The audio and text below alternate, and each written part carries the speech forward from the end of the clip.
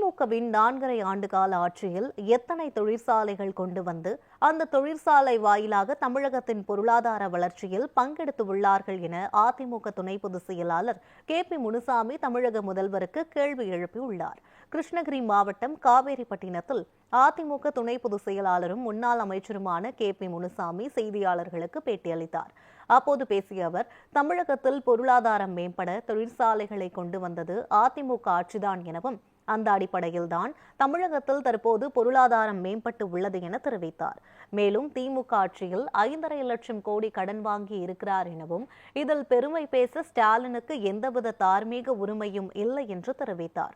கடந்த ஆண்டு விவசாயிகள் வறட்சியால் பாதிக்கப்பட்ட விவசாயிகளுக்கு ஒரு பைசா கூட இந்த அரசு கொடுக்கவில்லை என குற்றம் சாட்டியுள்ளார்.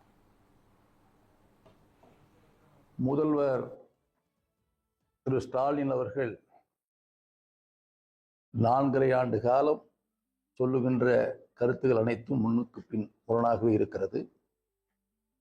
இந்த பொருளாதார வளர்ச்சியில் அவர் இந்த கருத்தை சொல்லியிருக்கிறார் என்று சொன்னால், இவர் இந்த 4 ஆண்டு கால ஆட்சியில் அந்த பொருளாதார வளர்ச்சி அடையவில்லை. அதற்கு ஒரே ஒரு உதாரணத்தை சொல்ல விரும்புகிறேன். இந்த 4.5 ஆண்டு கால ஆட்சியில் குறிப்பாக கிருஷ்ணகிரி மாவட்டத்தில் எத்தனை தொழிற்சாலைகள் கொண்டு வரப்பட்டு அந்த தொழிற்சாலையின் வாயிலாக இந்த பொருளாதார வளர்ச்சியில் பங்கெடுத்திருக்கிறது என்பதை நான் மாண்புமிகு முதலமைச்சரிடத்திலே கேள்வியாக வைக்கிறேன். இந்த பொருளாதாரம் மேம்படுவதற்குரிய பல தொழிற்சாலைகளை தமிழகத்தில் கொண்டு வந்த ஆட்சி அண்ணா திராவிட முன்னேற்ற கழக ஆட்சி.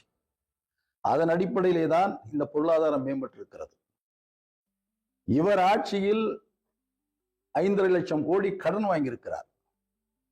அதுதான் அவர் செய்திருக்கிறார். இதிலே பெருமை பேசுவதற்கு எந்த விதமான தார்மீக உரிமையும் இன்றைய முதலமைச்சருக்கு இல்லை.